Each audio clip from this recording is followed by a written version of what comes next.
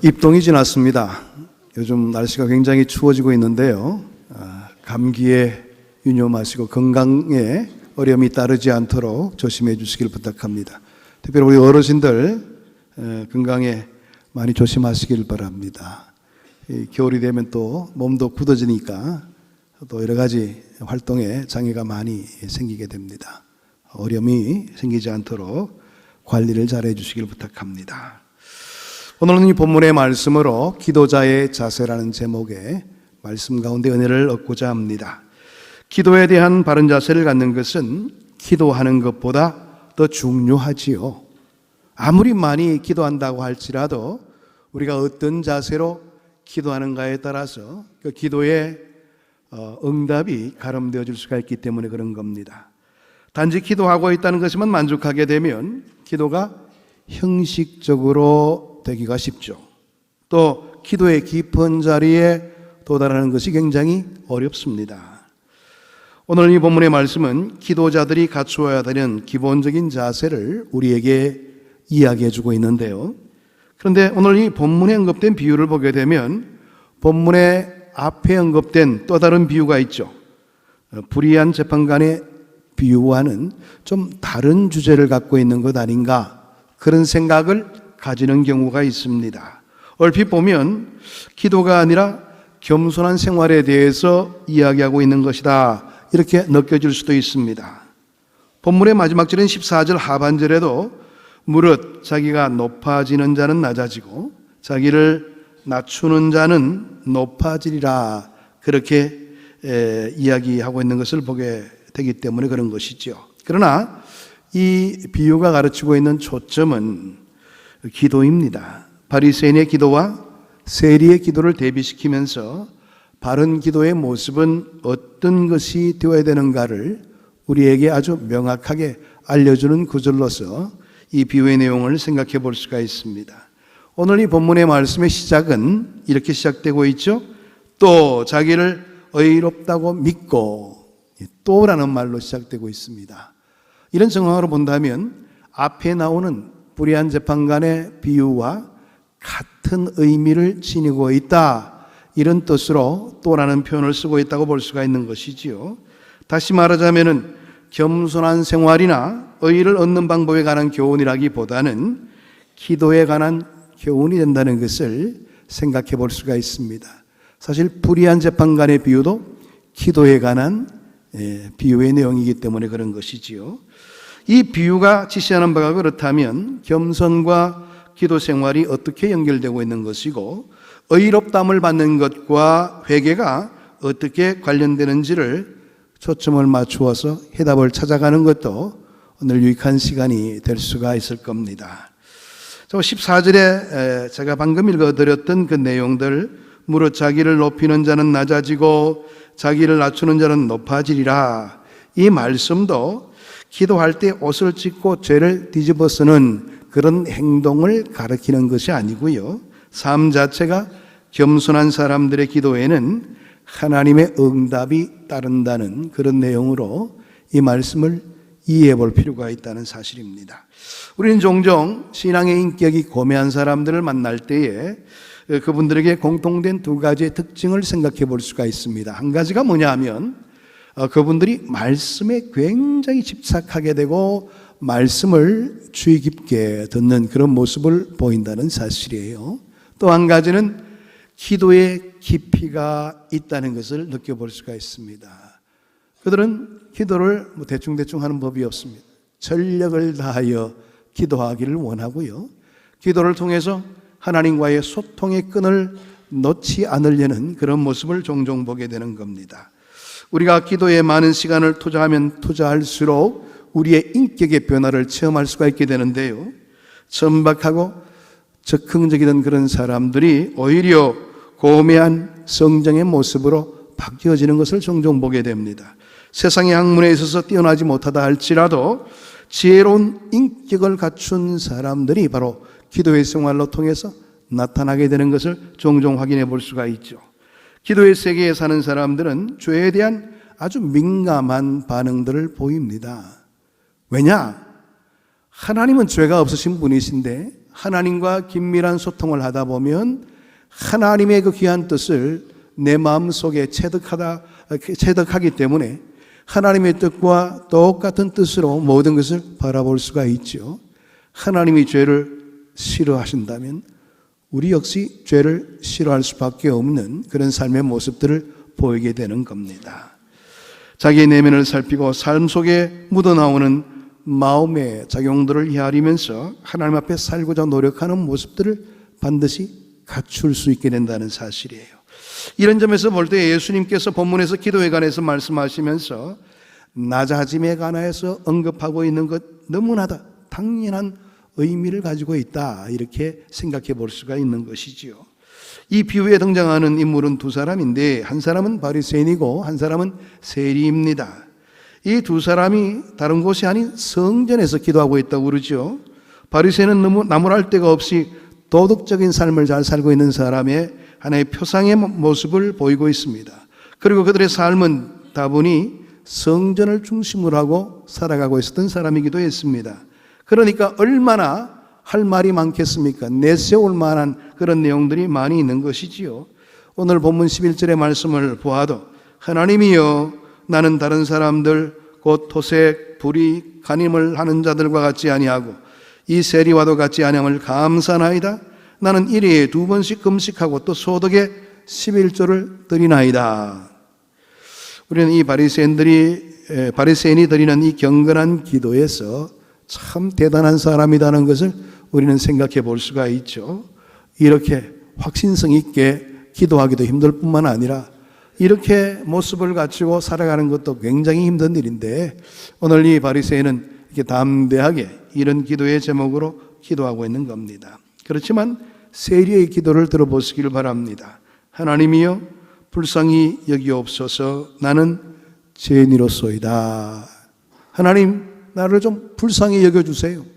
나는 죄인에 불과합니다. 가슴을 치며 기도하는 그런 모습이 언급되고 있죠. 바리새인에 반해서 세리는 성전을 위해 세금을 거두는 자가 아니라 로마를 위해서 세금을 거두는, 어떻게 보면 그 당시에 민족의식이 강한 사람들에게는 도저히 납득이 안 되는 그런 삶의 모습을 지닌 자였습니다. 성전을 위해서 일하는 사람들이 본다면 세리는 성전을 허는 자다, 이렇게 이야기해 볼 수가 있죠. 그런 그가 성전 안에 들어와서 있는 것만 하더라도 사실 얼마나 주눅이 들겠는가 충분히 짐작해 볼 수가 있게 되는 것이죠. 아마 감히 고개조차 들 수 없는 그런 모습을 보이고 있는 겁니다. 우리가 흔히 하고 싶은 말이 많은데 그때 말이나 행동으로서 표현할 길이 없을 때에 가슴을 치는 경우가 있죠. 오늘 이 세리의 입장이 그러했던 겁니다. 하나님이여 나를 불쌍히 여겨 주옵소서.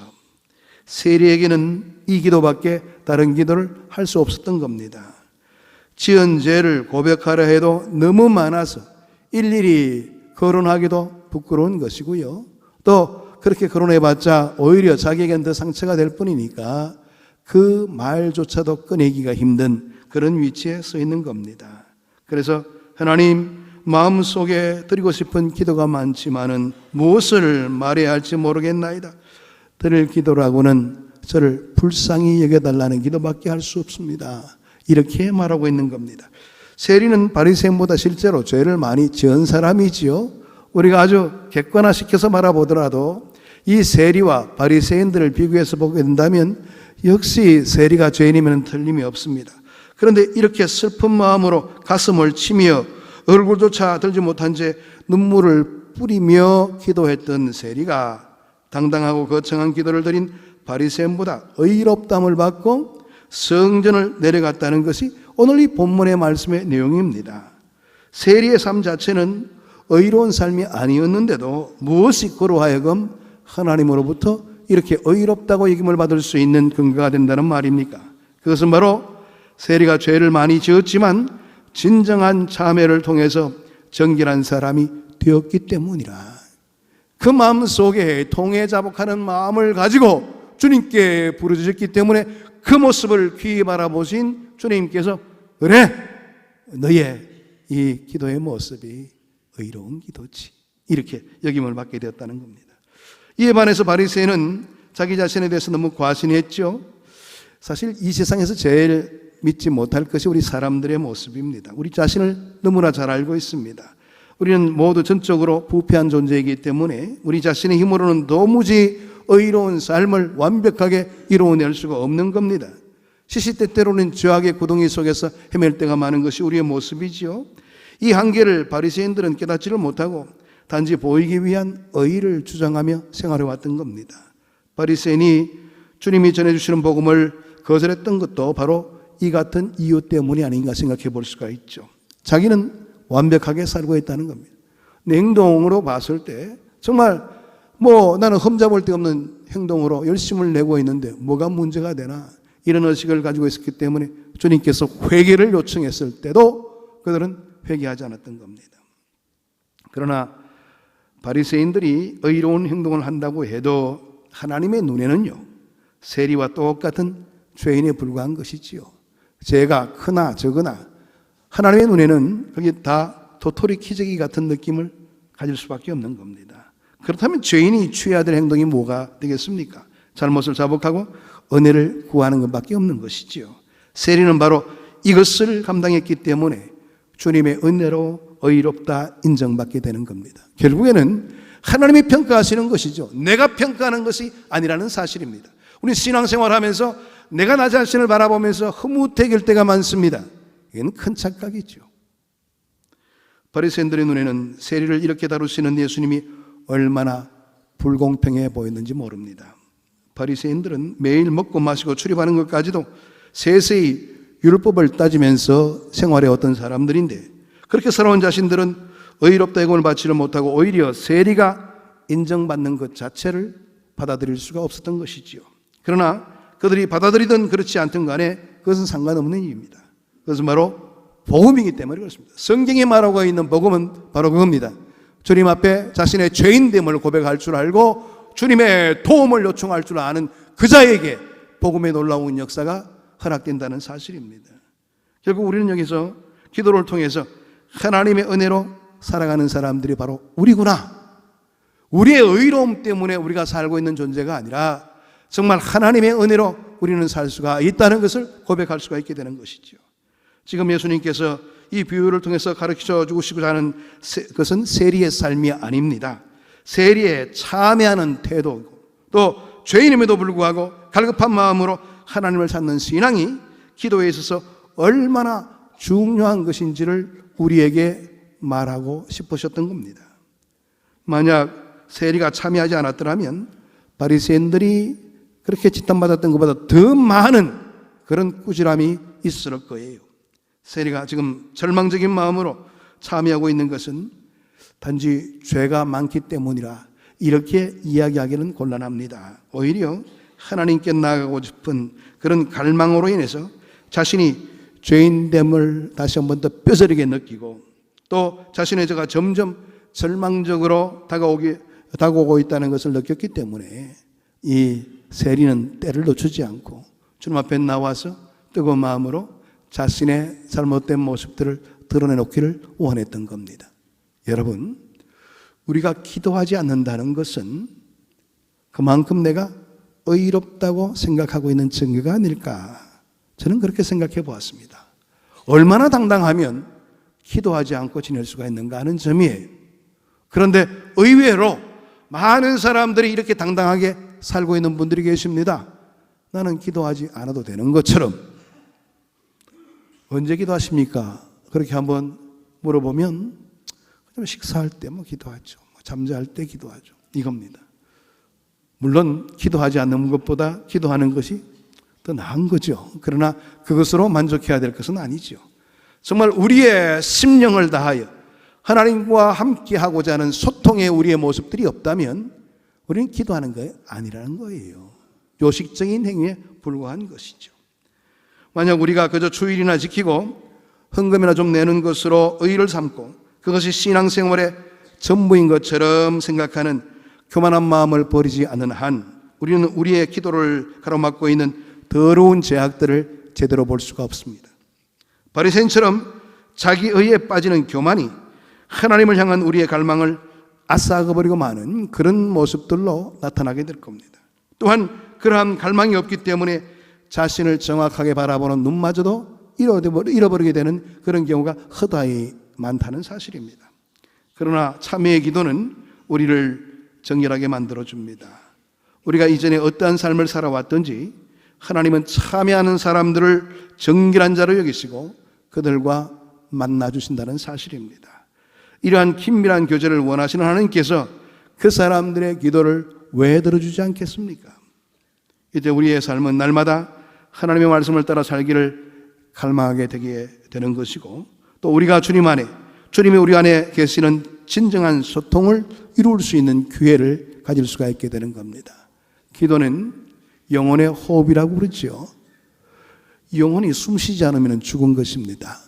기도하지 않는다는 것은 영혼을 죽이는 행동입니다. 그러니까 얼마만큼 우리가 기도에 힘을 쏟아야 되는지가 답이 나오는 것이죠. 하나님께서는 진실한 마음이 담겨져 있지 않는 기도를 듣지 않으십니다. 그리고 주님을 구하지 아니하는 교만한 마음을 미워하십니다. 우리에게 필요한 사람들은 기도에 익숙한 사람들이 아니에요. 예배 중에 필요한 기도는 청산유수처럼 달변으로 이어지는 기도를 우리가 원해서는 안 된다는 사실이에요. 우리가 좀 뜨문뜨문 더듬는다 할지라도 그 속에서 진정함이 담겨져 있고 하나님과 소통하기를 원하고 자기 자신의 나약함을 깨닫게 되고 하나님의 은혜를 갈구하는 그 모든 기도, 그 기도를 통해서 하나님 우리를 만나주시고 소통의 은혜를 우리에게 허락해 주시는 것입니다. 금고를 열 수 있는 열쇠는 금이나 은 같은 보물로 만든 열쇠가 아닙니다. 비록 녹슨 것이라 할지라도 그 금고에 맞는 열쇠가 금고를 열 수가 있는 겁니다. 기도의 응답의 금고를 여는 열쇠는 바로 기도를 들으시는 하나님이 한없이 낮아지는 마음이라고 판단하는, 또 진실한 참회라고 판단하는 그러한 기도로 통해서 기도의 소통이 이루어질 수 있도록 하나님은 만들어주시는 겁니다. 기도를 배우고 싶은 사람들은 먼저 하나님 앞에서 자기 자신을 돌아보는 참회를 먼저 배워야 될 것입니다. 마음에서 진정으로 나는 기도가 아니면 그 사람의 열렬한 기도 생활은 단지 장기자랑에 지나지 않을 겁니다. 여러분, 기도가 장기자랑이 되어서 되겠습니까?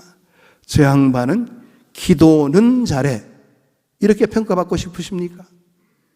기도가 능숙한 것이 필요한 것이 아니고요, 내가 얼마만큼 하나님 앞에 진정한 마음을 가지고 주님과 소통하기를 원하는가, 여기에 기도의 관건이 달려있단 말이에요.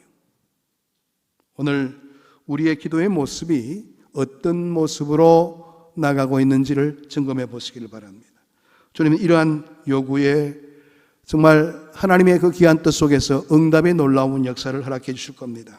그리고 회개를 통해서 정결한 마음을 갖기를 구하시기를 바랍니다. 기도의 응답 속에 살아가는 신앙생활은 언제나 거룩한 감정이 넘쳐나는 신앙생활이 될 수가 있습니다. 왜냐? 기도의 응답이 따르기 때문에 그런 겁니다.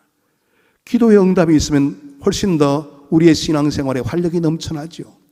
하나님께서 내가 이렇게 기도했는데 응답해 주시더라는 거예요. 그런데 많은 분들은 기도하고도 뭘 기도했는지를 모르고 생활하는 분들이 많으십니다. 여러분, 가급적이면요, 기도하는 내용들을 기도 노트에 좀 기록을 남기세요. 나중에 보게 되면 정말 내가 응답이 안 됐던 것처럼 느끼던 그 모든 것이 다 응답이 되어서 나타나는 것을 볼 수가 있어요. 그만큼 기도 생활을 통해서 우리는 우리의 삶의 활력을 누릴 수가 있게 되는 겁니다. 시편에서 시인들이 기도할 때마다 자주 노래했던 표현들이 있죠. 하나님은 살아계시도다, 생존하시는 하나님, 살아계신 여호와. 이것은 이들이 단순히 노래 속에서 등장하는 기계적이고 반복적인 후렴구가 아닙니다. 그건 시인의 자신의 기도를 통해서 응답해 주신 하나님의 놀라운 은혜를 그들이 직감하게 되었고 많은 것들로 체험했기 때문에 그와 같이 생동감 있는 표현으로 하나님을 영화롭게 했던 겁니다. 그렇습니다. 시인들의 풍부한 기도의 응답 속에서 우리는 그들이 얼마만큼 기도에 몰입하며 살았는가를 충분히 짐작해 볼 수가 있는 것입니다. 우리가 예수를 믿는 특권이 뭘까요? 하나님과 소통할 수 있는 것이 우리의 가장 큰 특권입니다. 믿지 않는 자들과 차별됨을 이야기한다면 그들은 하나님과 소통이 없지만 우리는 하나님과 소통할 수 있는 자들입니다. 우리에게 특권이 있지요. 이 특권을 누리지 못하고 살아간다면 우리는 살아있으나마는 그런 그리스도인에 불과하다는 것을 먼저 알아야 됩니다. 그렇습니다. 기도의 응답에 감격이 부족하다면 우리의 신앙생활에 활력이 없습니다. 점차적으로 쇠락해가는 그런 모습만 보일 뿐이죠. 아무리 열심히 있는 신앙생활을 한다 해도 그것은 외식이고 거칠이에 불과한 것입니다. 기도에 관한 이런 격언이 있는데요. 한번 주의 깊게 들어보시길 바랍니다. 마귀는 가장 훌륭한 그리스도인이라 하더라도 기도하지 않으면 우습게 보고 가장 미미한 어린아이와 같은 그리스도인이라도 기도하면 두려워하기 시작한다. 그렇습니다. 기도하면 가장 두려워하는 대상이 바로 마귀라는 거예요. 우리가 이런 큰 특권을 가지고 있는데 왜 기도하지 않으려고 하십니까? 우리에게 이와 같은 큰 복이 이미 주어졌는데 말이죠. 여러분, 이제 내일부터 우리 교회에서 특별 새벽 기도가 있습니다. 특별 새벽 기도 그러는 거 벌써 이제 마음이 불안하신 분들이 계신 것 같은데 여러분, 이번 기회를 놓치지 마시길 바랍니다. 마음을 다지 마세요. 이번 한 주간만이라도 내가 깨어서 한번 기도의 승부를 보겠다, 이런 마음의 자세를 가지시길 바랍니다. 여러분들을 위한 기회입니다. 저를 위한 기회가 아니에요. 어떤 분들은 저 눈 마주치려고 오시는 분들이 계시는 분들도 없지 않아 계십니다. 출석 확인하는 것처럼요. 왜 저를 보고 하십니까? 그러지 마시고요. 나 자신을 위해서 기도하시길 바랍니다. 그럴 때 이 기도를 통해서 우리의 삶에 큰 변화를 체험할 수 있는 기회가 열려지게 될 겁니다. 기도는 우리의 특권이자 우리에게 복을 이룰 수 있는 귀한 통로입니다. 기도로 승리하는 우리 모두가 되기를 축복합니다. 기도하겠습니다. 하나님, 감사합니다. 오늘도 주의 말씀으로 우리에게 도전을 주시니 감사함을 드립니다. 허락되어진 삶의 자리에서 기도가 살아있게 되면 우리의 삶이 활력이 넘치게 되는데 우리는 기도하지 않으므로 더욱더 메마른 생활을 하고 있습니다. 우리 잘못된 모습들을 용서해 주시고 이제 이번 주간부터 시작되는 특별 새벽 기도를 통하여 우리의 심령이 살아나게 하시고 영혼이 활력을 얻게 하시고 하나님의 놀라운 은총을 누릴 수 있는 귀한 자리를 가질 수 있도록 은혜 나리여 주옵소서. 예수 그리스도 이름으로 기도하옵나이다. 아멘.